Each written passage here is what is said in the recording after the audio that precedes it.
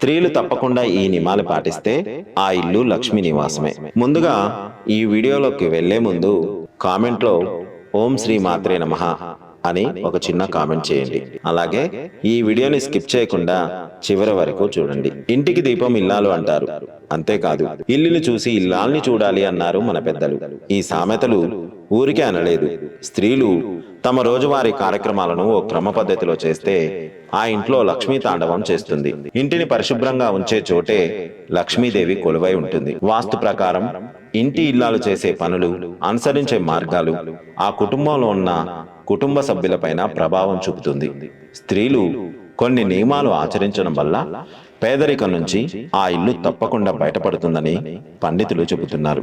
ఒక ఇల్లు బాగుండాలన్నా, ఆ ఇంట్లో వారు ఎదుగుదలకైనా ఆ ఇంటి ఇల్లాలు తీరు మూల కారణం అని పెద్దలు చెబుతుంటారు. స్త్రీలు పాటించవలసిన నియమాలు ఇప్పుడు తెలుసుకుందాం. సూర్యోదయం కాకముందే స్త్రీలు ఇంటిని శుభ్రం చేయాలి. బారేడు పొద్దెక్కిన తర్వాత లేచి శుభ్రం చేస్తే ఆ ఇంటిని దరిద్ర దేవత వెంటాడుతుంది. ఉదయం నిద్రలేచిన వెంటనే తన నుదిటిపై బొట్టు ఉండేలా చూసుకోవాలి. ముఖం కడుక్కోకుండా, పళ్ళు తోముకోకుండా వంటగది, పూజ గదిలోకి వెళ్ళకూడదు. ఉదయం నిద్ర లేవగానే మీ ముఖాన్ని అద్దంలో అస్సలు చూసుకోకూడదు. చాలా మంది రాత్రి సమయమున గాజులు, కమ్మలు తీస్తుంటారు, కానీ అలా తీయరాదు.